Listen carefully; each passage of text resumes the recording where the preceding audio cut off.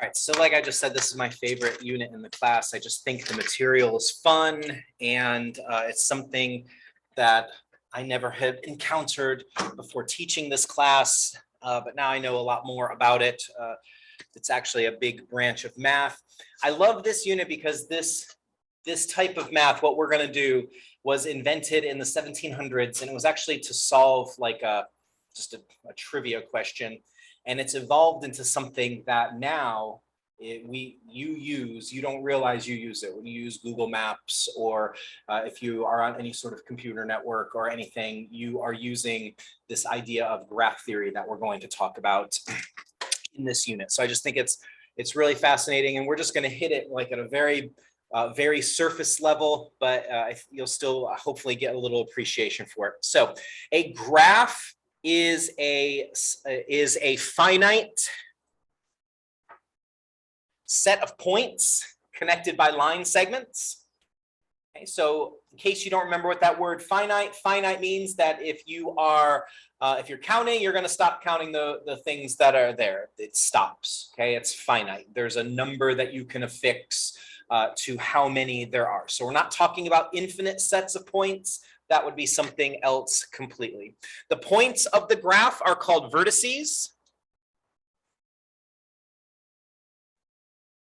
The singular of that is vertex, and you will get annoyed with me because I'm always messing up one of those two. So if you say vertexes, I'll forgive you if you forgive me. Okay, so we'll just live in that agreement. The line segments are called the edges of the graph.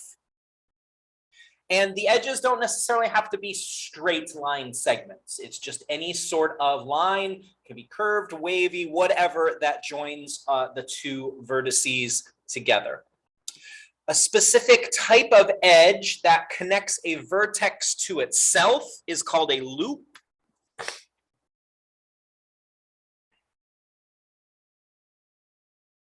And then last but not least, in the 1700s, graph theory was invented by a very famous and prolific mathematician named Leonhard Euler. That's pronounced Euler. It looks like Euler, but it's German. It's Euler. In order to solve what was called the Königsberg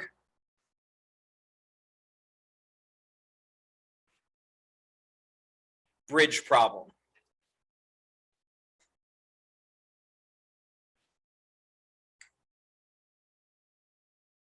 So there's this town named Königsberg, and you're going to see like a little very simplified map of it right below. I'm just giving everybody time to fill in those blanks. And back in the 1700s, the people that lived in Königsberg, they had a question that they asked themselves, and that was, is it possible to cross over all 7 of the bridges in our town one time without repeating any bridges? So it was just, I guess, something they wondered if it was possible and what it would look like. So in walks Leonhard Euler, who was interested in solving this problem, and to do it, he invented a whole new branch of mathematics called graph theory. So what we're going to do, we are doing a lot of the basics, the second, third, and fourth sections. We're going to do a lot of fun things. We're going to do some applying of this in situations that you might encounter at some point. But right now, we're just going to get used to what a graph is and dealing with it. So in example 1, this is the Königsberg, again, a very simplified map of the town of Königsberg, and they had 7 bridges. What we're going to do is we're going to represent this as a map. Okay, so what we're going to do here is our edges of our maps, or we're going to represent it as a graph. Our edges of our graph are going to be the things that represent movement, and our vertices are going to be destinations. So the thing on the map that represents movement are the bridges. So our bridges are going to be our edges, and our land is going to be our vertices. So what I'm going to have, I'm going to put a vertex for each of these 2 islands. So I'm just going to put one here and one here. So those are my dots. Those are my vertices. Now notice all 3 of these bridges at the top, they all exit out over here, but this is just one big piece of land. So I'm just going to represent that with this one vertex at the top. And then the same thing on the bottom. When you get dumped out on the land down here, you can go anywhere on the land. It all represents the same thing. So I'm just going to let the bottom be a vertex. And now we're going to connect those 4 vertices with the different edges that represent the bridges. So going from the land to the island on the left, notice I have 2 bridges. So I'm going to do an edge here and an edge here. Remember, edges don't have to be straight. So to differentiate between the 2, I've put some curve on them. To go from the land at the top to the island on the other side, there's 1 bridge. So I'm just going to do 1 right over to here.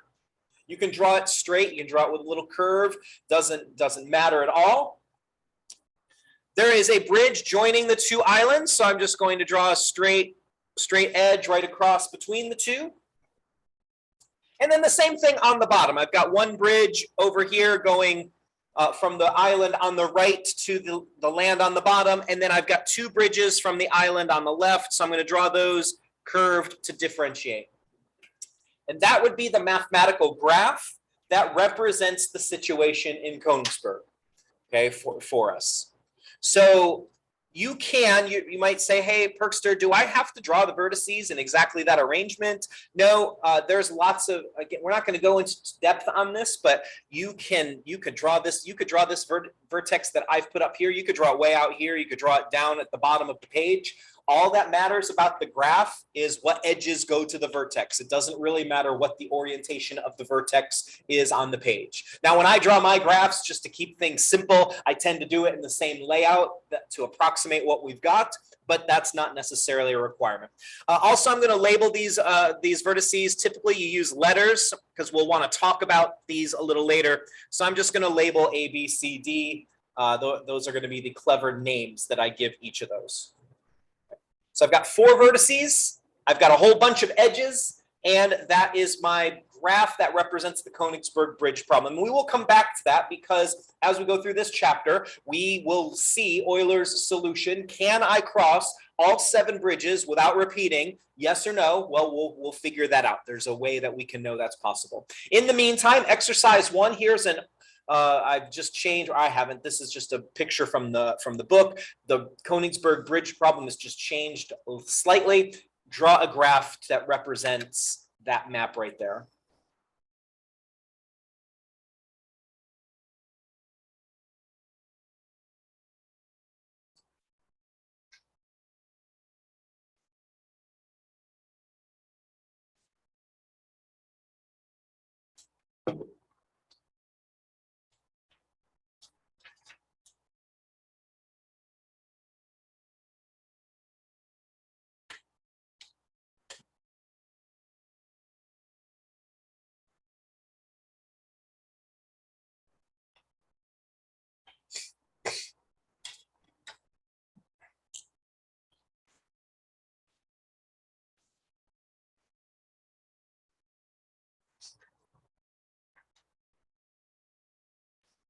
Okay, so I have the same 4 vertices in this graph that I had in the previous one. I have land at the top and the bottom. I have 2 islands. So I'm going to do the same arrangement of vertices. I'm going to put them in the approximate location that they are on the map so that things don't look different. And now I'm going to go ahead and I'm going to connect the dots. So from the land over to this left island, I've got 2 edges. From the land to the right island, I've got 2 edges. I've got a bridge that connects the 2, so I'll connect the 2. Then from the left island down, I've got 2. So whoever drew this map, they put in a whole lot of bridges, and there we go. That's my drawing. Questions, comments, concerns so far? We doing all right? All right, let me know. We're going to flip the page. All we're going to do here is various problems that you are going to encounter in your homework. Graph theory has lots of applications, but as we're getting used to it, we have these very simplified things. So this is my next example.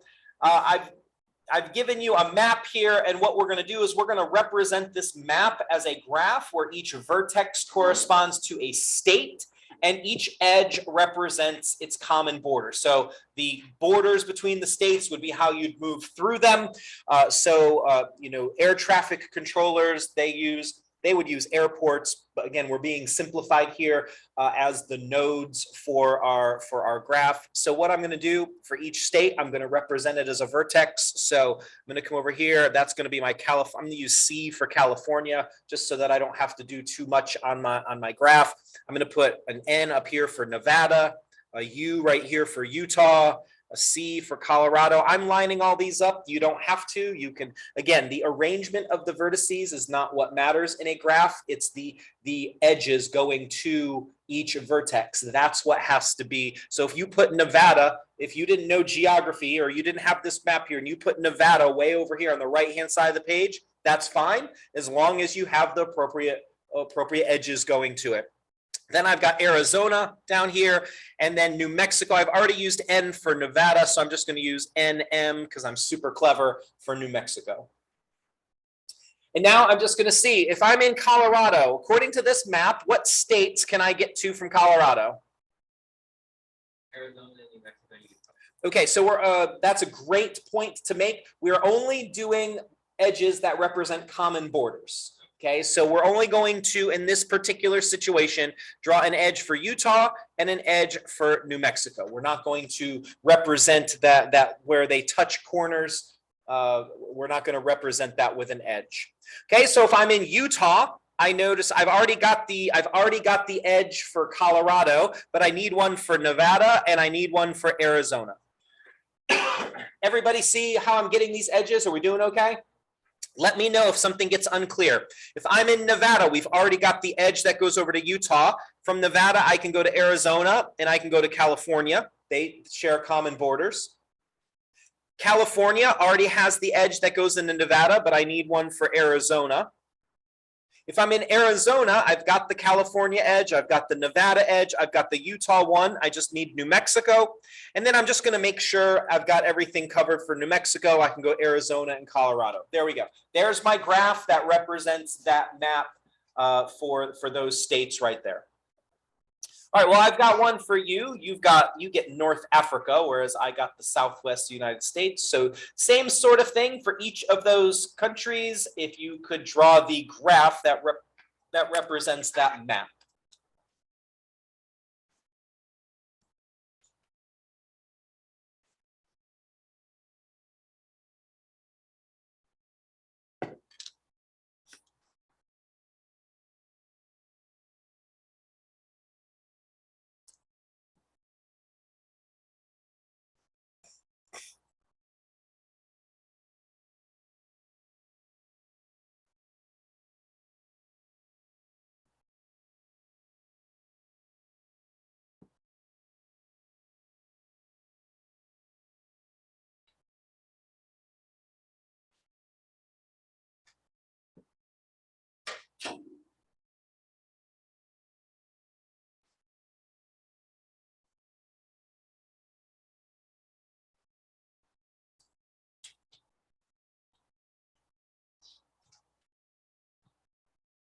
All right, so I'm just going to get started. You keep working. So I've got the Western Sahara. I'm going to put a dot. I'm going to call that W. I've got Morocco. I've got Algeria, Tunisia, Libya, Egypt, and Sudan. Again, I just want to make sure I'm clear on this. If your vertices are in a different sort of arrangement, maybe further apart, maybe you have some of them in, up more, down more, that is totally fine, okay? There's nothing wrong with that. What does matter when you're checking your work with my work is that we have the same edges connecting the vertices, okay, wherever they are. Okay, so for the Western Sahara, if we're just looking at borders, okay, from the Western Sahara, it shares a border with Morocco, and then it looks like I will not make it this close of a call on the test. Okay, I like things that are obvious when you're in the stress of a test, but it looks like it's sharing a little bit of the border with Algeria, so I'm going to give it credit. If you left that one out, you could probably talk me into leaving that one out on this particular one. From Morocco, we've already got the border with Western Sahara, but I need to go into Algeria.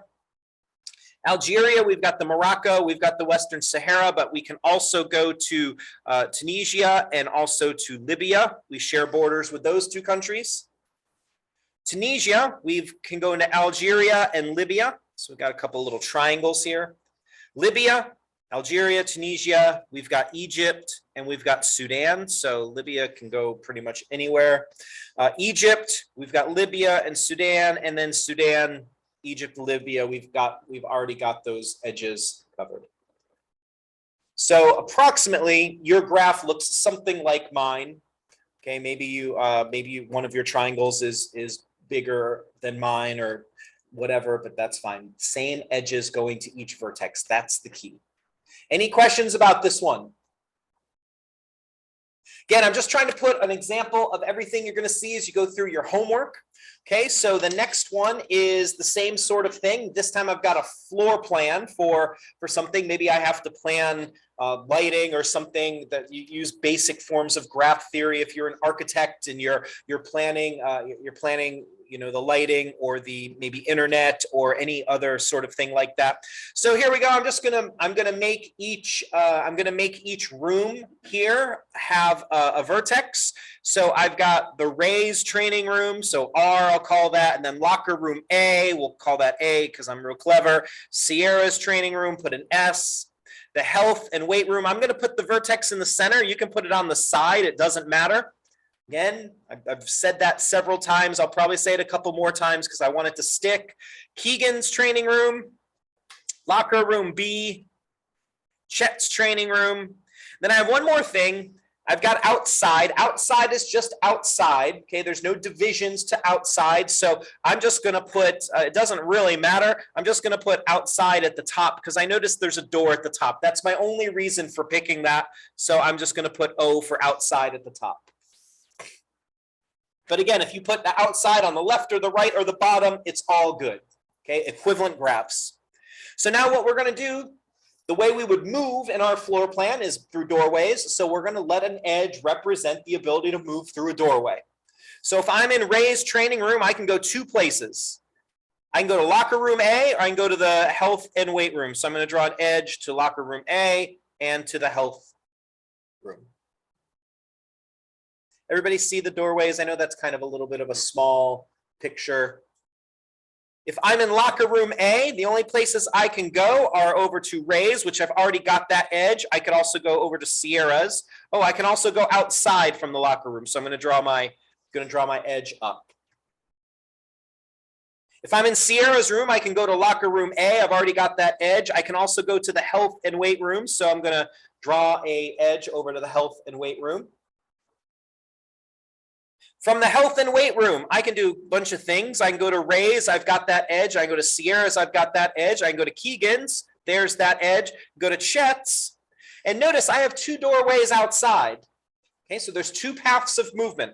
So I'm going to take this and I'm going to make this, I'm just going to go around the R here. So that's one of the doorways outside. And then from the other one, I'm going to go, this is my other doorway outside. So again, I've got long edges that get to that vertex up at the top. You could draw those edges through the other ones, okay? Edges can go through each other unless there's a vertex there, though you can't move. So if you had drawn that, don't fill in any other dots because there's no other doorways there. But I'm just trying to be clear that there's only one path of movement. So I've drawn my edges out and about. From Keegan's, you can go into the health and weight room. We've got that. You can go into locker room B. So there's that. From locker room B, you can go to Keegan's and Chet's. And then Chet, we've already got all the edges. So there is my graph that represents that floor plan right there.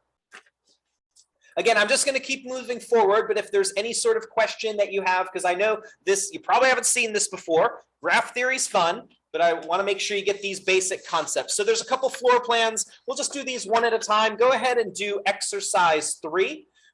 Please draw a graph that represents that floor plan.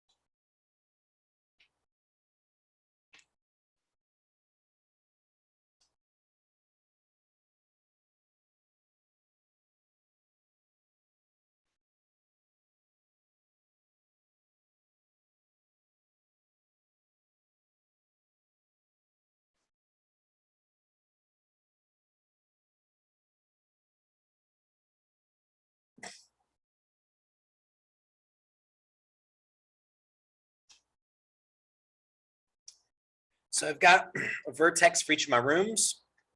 Got the great room, the kitchen. I've put outside at the top because the first exit I saw was at the top. But if you put the outside anywhere else on the graph, it is totally fine.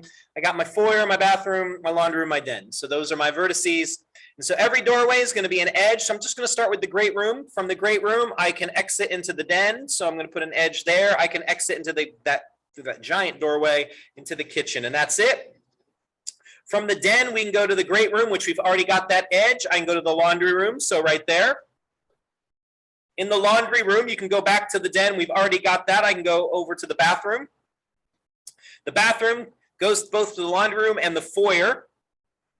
The foyer goes to a couple places. Back to the bathroom, we already got that. And then over to the kitchen. And then also the foyer goes to outside. So I'm just going to draw between those two.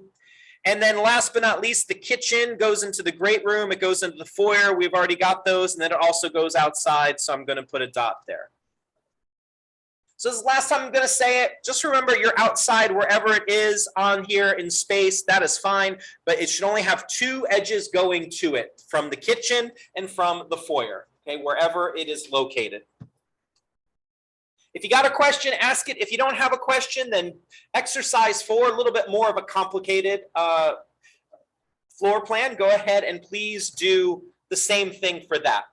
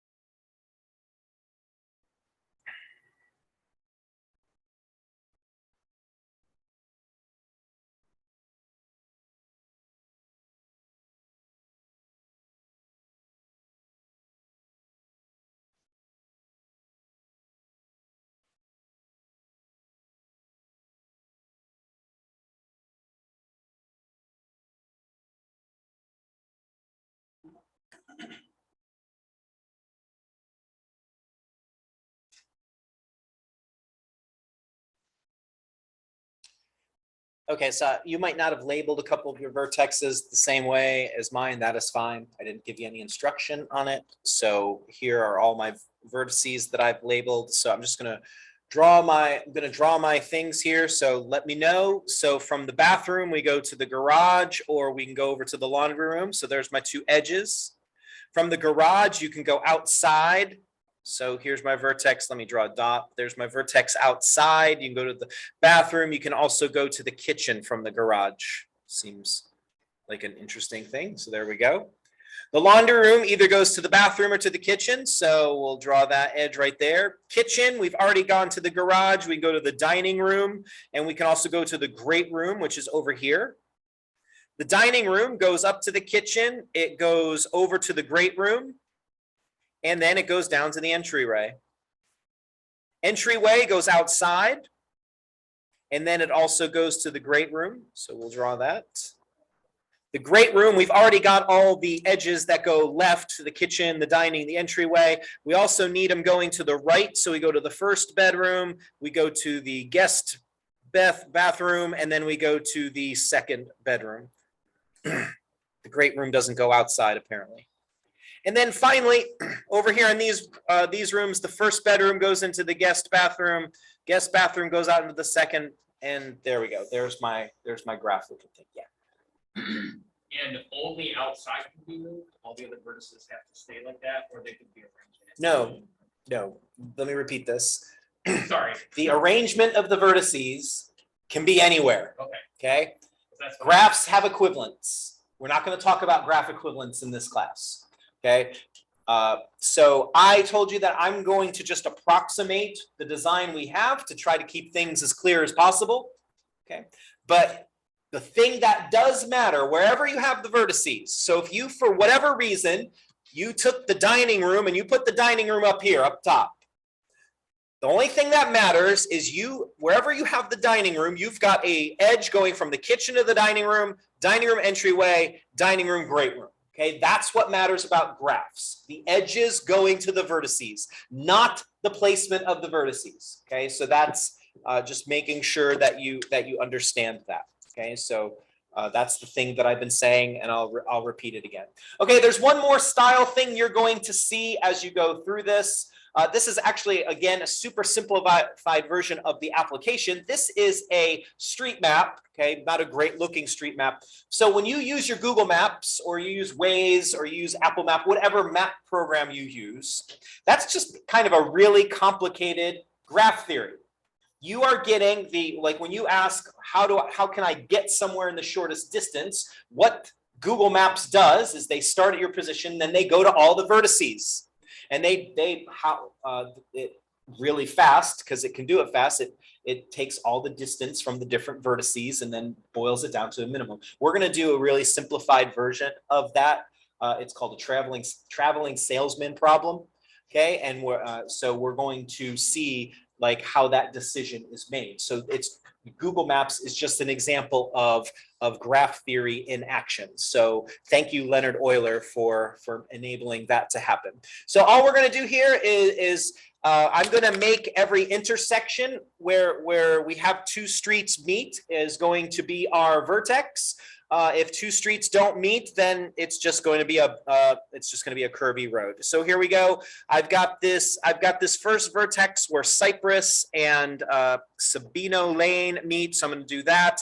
I've got this vertex where all four of those roads meet. So I'm going to do that. I've got a vertex here where these four roads meet. Again, over here where these two on the end. So I've just got my big rectangle. Again, I'm just going to keep my vertices in the approximate arrangement that they are on this little street map. Going up, what is that? I can barely read it. I'm going to call it Tempest, whatever. It doesn't really matter. Tempstra. I'm going to put a dot there. And then in the middle of this square, I'm going to put a dot where Rund circle is. I'm not wearing my glasses, so I can barely see what these letters are saying. Sorry about that. Then down here, we've got where these meet. I've got this corner. And then lastly, here. When you're given the street view, the graph's going to look a lot like the map. So there shouldn't really be too much variation in this. So I've got an edge. Right here, I've got an edge. So this is that Sabino Lane on the side I've just drawn. And then at this vertex right here in the middle of Sabino Lane, I could go to Buckhout Drive. I could go to Scott Drive. You can read that one. And then I'm just connecting with my edges. Palm Air Boulevard, it has those four edges leaving it. So I'm going to draw all four of those. Over here at this, I've already drawn, so I've got this edge that goes up here. I've got Thomas Drive that goes over here, and then I've got this that goes all the way. This one right here, we've got the D'Amato Drive, we've got the Altieri Drive, and then the other end of Tempstra Lane. Cypress Lakes Boulevard goes all the way across the top. It cuts through all of these vertices. O'Keefe Lane cuts between here. Then I've got Diddle Drive. And then there's one last thing. Rundle Circle is just, we haven't seen this yet. I did define it earlier. This thing right here that is Rundle Circle that starts at this vertex and comes back to this vertex, that's a loop. We defined it earlier. A loop is an edge that joins a vertex with itself. So the loop both leaves the vertex and comes back to the vertex. Okay, we'll talk about that a little more because there's one other attribute of a loop that I've got to make known to you, but I have to define one other thing first. All right, one more problem like this. You're going to make one more graph. Yours is a little bit simpler. So again, you're going to represent the streets on here with a graph.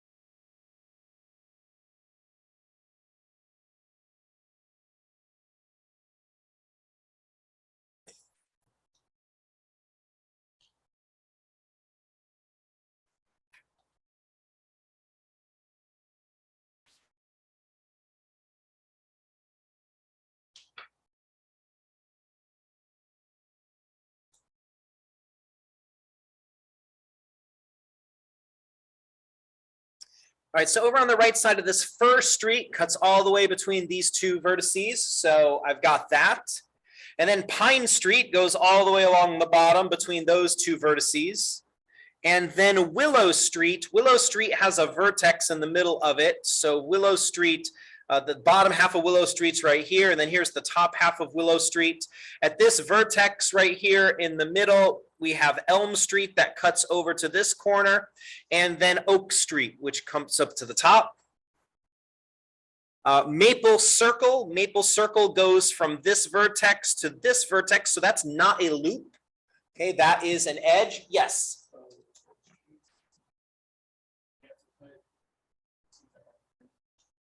We're doing the vertices wherever two roads intersect each other. So I understand. And that's kind of the problem. This is an oversimplified problem because if you notice, there's no way in or out of this neighborhood. I guess everybody has a helicopter who lives here. Okay, so yeah, so these two streets, these are two different streets right here. That's why there's a vertex right there.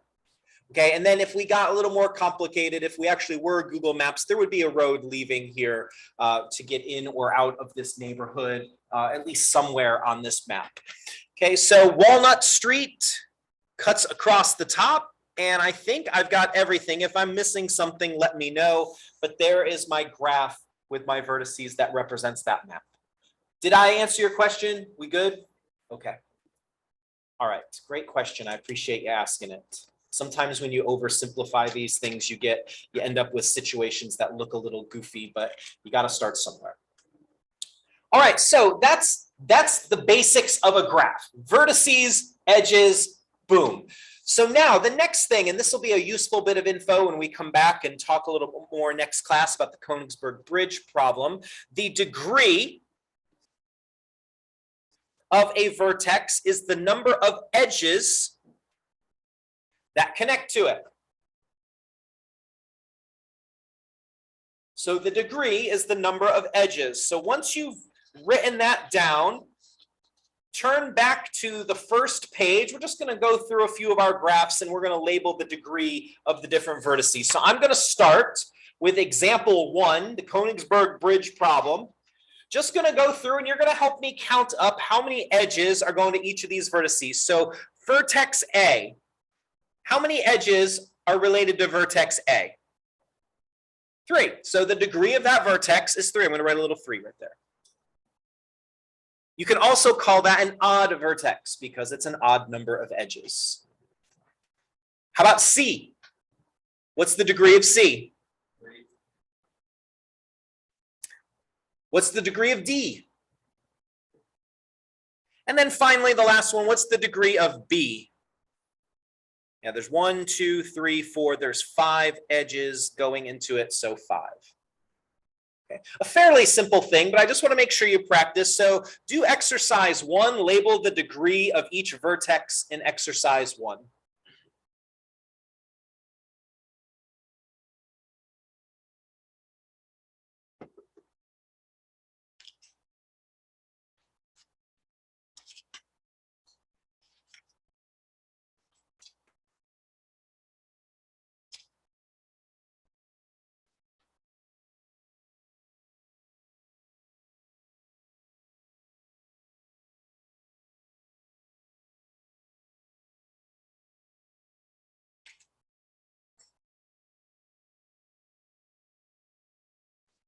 Okay, so I'm just going to start at the top like I did last time. A has 1, 2, 3, 4. So the degree of that one is 4. It's an even vertex. C has 1, 2, 3, 4, 5. So the degree of C is 5. D is 1, 2, 3, 4. So that is another even vertex. And then B, 1, 2, 3, 4, 5. There we go. It's an odd vertex. I'm just going to have you do this 2 more times, and then we'll be done with the idea of the degree as far as this. So exercise 5 that you just did, the street view, go ahead and just label the degree of each of those.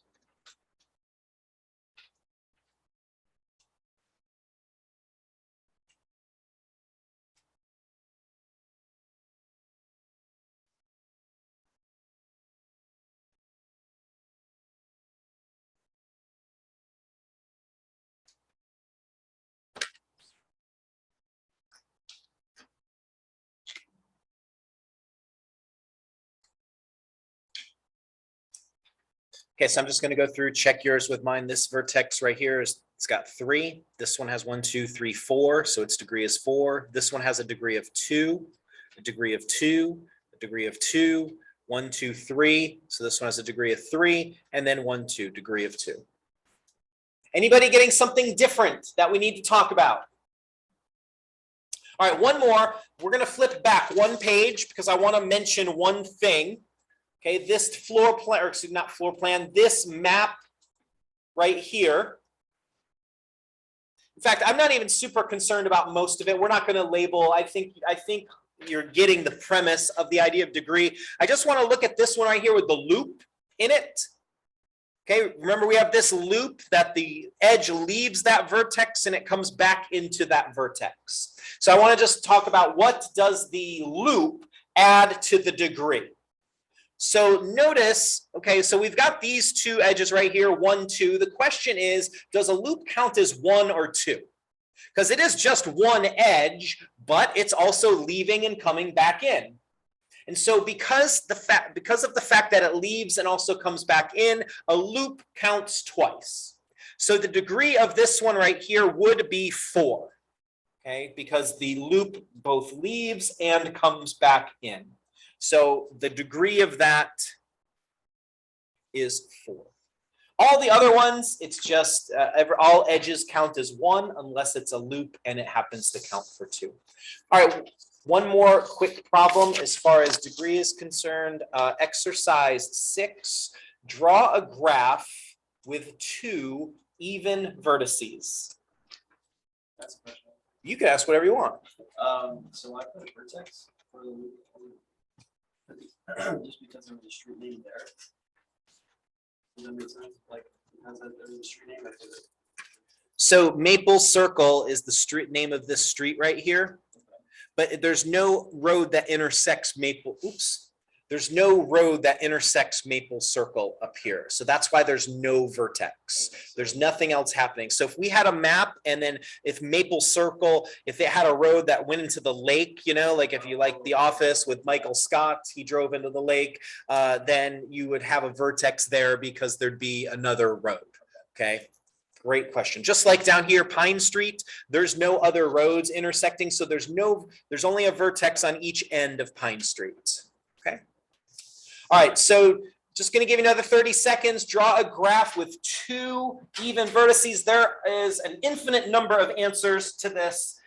I will give you the simplest possible answer, and then if you want to know if yours meets the criteria, you can draw it on the board for me. I'll turn off the video so you won't be on camera. You won't have to worry about privacy, and we can see if it meets the criteria. So here's the simplest answer. Here's 1 vertex. Here's 2 vertex. Okay.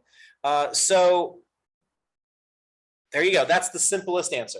Both of those are even vertices because they've got 2, 2. Does anyone have something different? You want to know if you got it right?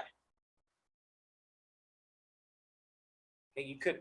It didn't say you couldn't do more vertices, so if you put more on there, that's great. Okay, but as long as they're on somewhere on your graph, so if I will ask something like that on the test. Okay, remember, tests look pretty much like what we do in class. Put something like that. As long as I could find on your graph 2 even vertices, you're going to get it 100% correct. All right, so just some more terminology. We're almost done. I think we're done with kind of the big stuff, so you're doing good. So when we have our graphs now, we're going to now talk about traversing the graph, going around it. So the first thing that we'll see is what's called a path. And what a path is it's a sequence of adjacent, which I don't know that I can spell. I'm going to spell it like that. Okay, a path is a sequence of adjacent vertices and the edges that connect them. There are no other constraints to a path. Can you repeat things? Yes. Do you have to repeat things? No. You can go on as long as you want. So you can go around a graph as many times. So paths is the most general thing that we can talk about. So for instance, example 5. Determine a path on the following graph. So here's my path. So let's say this is a nice easy one. B to C. Done. To label a path, you just use the vertex names and you separate it with a comma. B to C. I could do something more complicated. I could start at D and I could go D to B to A to C, back to B, down to D, over to E, and I'm going to stop because I'm sure you're bored as all whatnot watching me write down letters. So notice I started at D on that one and I went up to B and I'm following the edges. That's the key to the path. I'm following the edges. Can I go directly from D to C? Would this be a valid path? D to C? No. I can get there eventually, but I cannot say because there's no edge connecting D and C. So that's wrong. So do me a favor after I answer this question. What's your question? Can you make the path that's like AB, comma, BC, so forth? You can go A to B to C. So for what you just said, the way you would write that path is you would start at A, and then you'd say, okay, now I'm going to vertex B, and then I'm going to vertex C. That's because I thought we had to find two letters and then break out the comma like AB. no, it's one letter at a time. You're going from one vertex to the next. Okay. So, did you have a question? Somebody, You answered mine when you did the DBACB. So I was gonna ask. okay, are there any other questions? So then just real quick, again, infinite answers to this. Write down a path. I just want to make sure that you know what a path is and you can identify one. And then somebody's going to give me their path and we're going to just verify.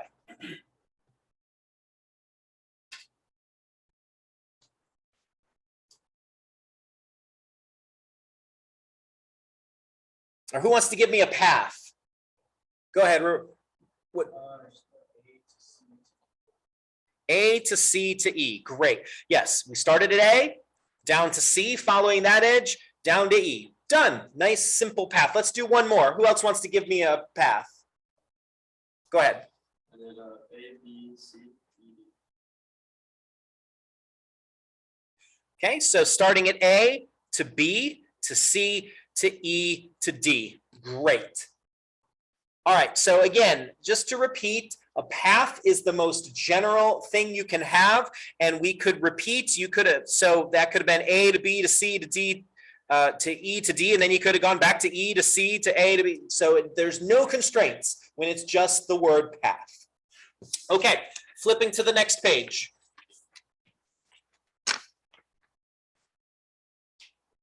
A circuit. A circuit is a specific type of path. A circuit is a path, okay, so it represents movement around my vertices. But what makes a circuit unique is it begins and ends at the same vertex. Okay. So if I ask you to give me a circuit, you are starting and stopping. Now, what happens in between that starting and stopping? Anything can go. Okay, so it doesn't matter. So again, I'm going to give a nice simple circuit. I'm going to start at vertex B, and I'm going to go B to C to A to B. That's a circuit because I started at B and then I ended at B. Again, you can repeat, you can overlap. A circuit is a very general concept. Now we're going to come back in the next couple, I guess we're going to come back on Wednesday and then after spring break, and we're going to talk about specific types of circuits, okay, that have additional constraints. Okay, but for now, a circuit just starts and stops at the same place. So go ahead on your page and write down what you think a circuit is, and we'll listen to some of these and we'll see if we're getting this right.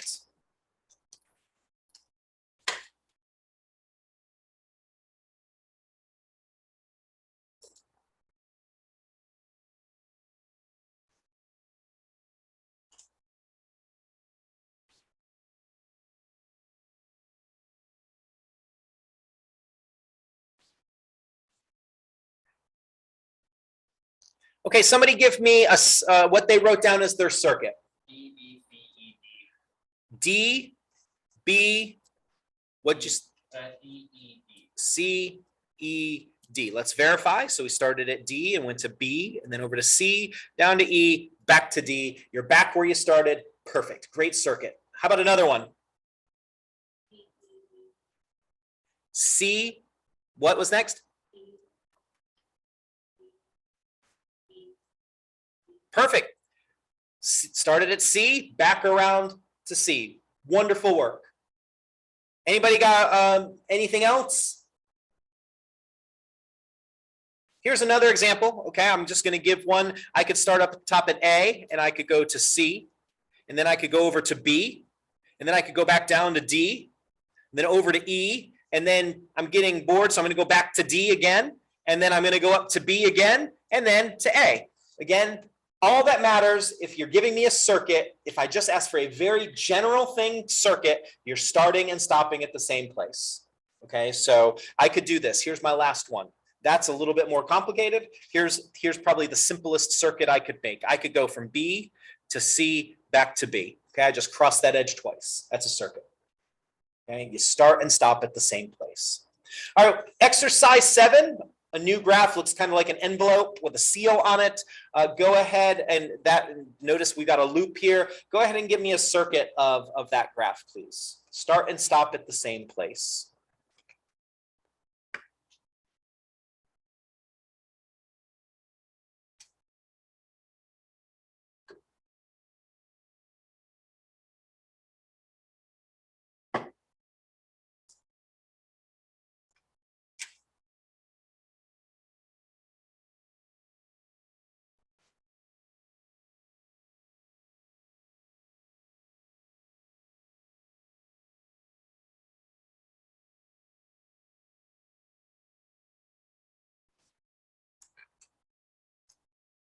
All right, somebody give me their circuit.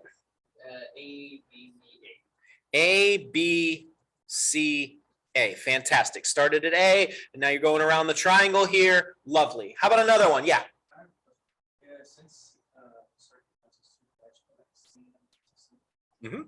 Yep. So if you did this, C to C, you're just following the loop, right? You followed this loop around. Circuit. Great job. How about another one?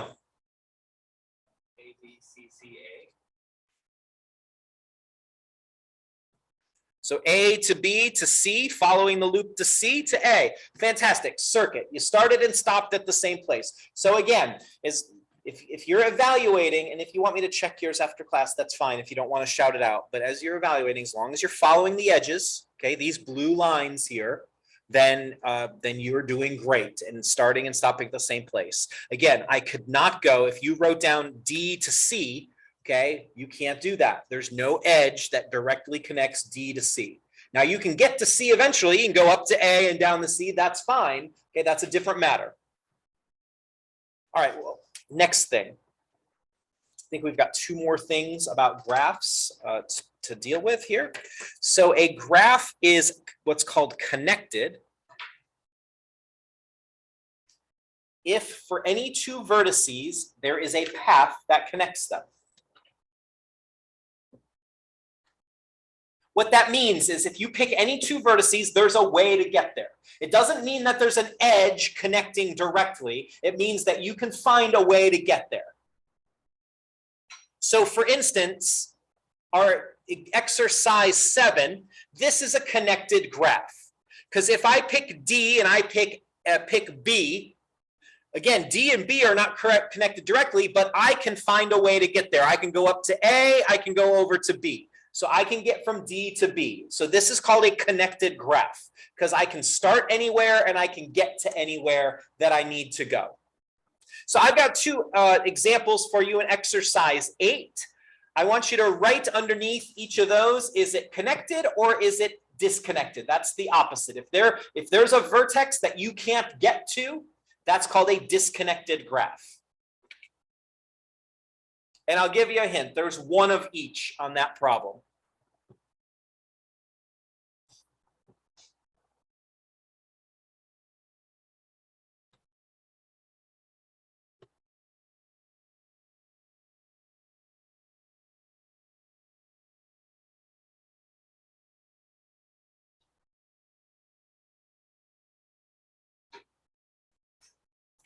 Okay, I'm going to do the one on the right first. The one on the right, probably there'll be fewer questions about. Is the one on the right, is this a connected graph or disconnected?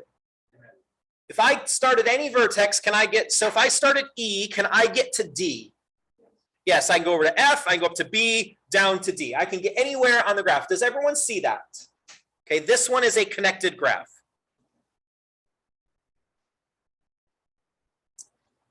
Well, I told you there was one of each, so that must mean the other one's disconnected. Why is that a disconnected graph? So if I start at C, can I get from C over to A? No, because so here's the thing. This is just an example out of the book.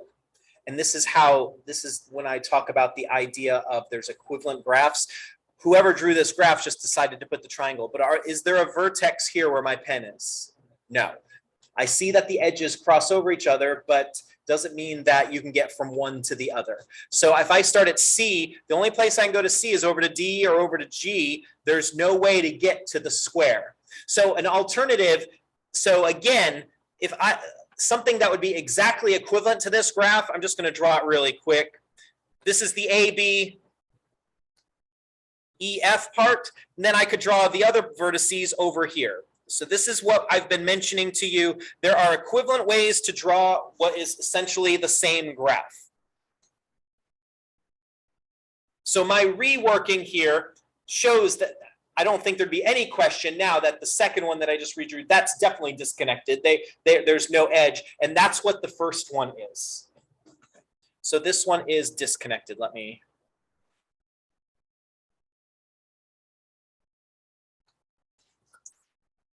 All right, on to the last page. We've got one more graph thing to talk about, and that is what's called a bridge. And what a bridge is it's an edge that if you remove it, it creates a disconnected graph.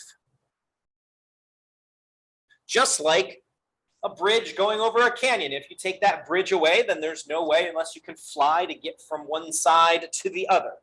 Okay, so a bridge is an edge that when you remove it, it creates a disconnected graph. So I'm going to help you with this first one, and then you're going to do the others.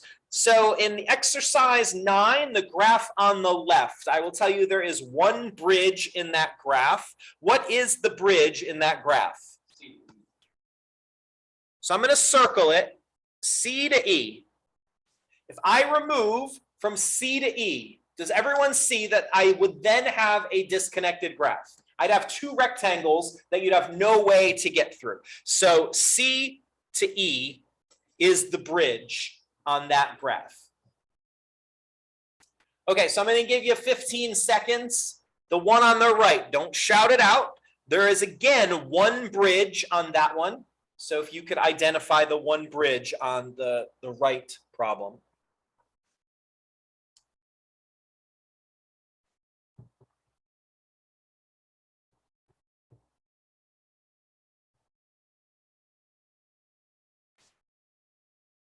What is the bridge on that one? Yes, B to C or C to B. Doesn't matter what order you do the vertices in, that's the same thing. That is the bridge. There's no other bridges there because I could remove any other edge and I could still get from one place to the other. Exercise 10. I think all of these I'm seeing now all have one bridge. You can have more than one bridge in a graph. You don't have to have a bridge in a graph. Okay, so it's just happenstance that all the examples I gave you have one. So in exercise 10, identify the one bridge in that. 15 seconds, don't shout it out.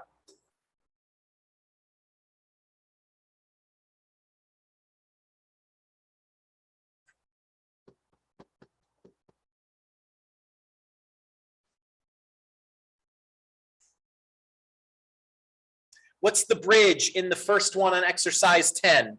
B to E. I'm just going to circle it. You don't have to be circling it on your page. So B to E is the bridge. If I remove that, then that loop is just floating around by itself. Any questions about what makes something a bridge? It's just removing one edge. It's not removing multiple edges. That creates it. So I understand that like on this one, I could remove CF and GI and then that thing, but now you're removing two. That's not what a bridge is. Okay. Is that what your question was going to be? Okay, great question. All right, so last one. Identify the bridge, give you 15 seconds. On the right-hand example,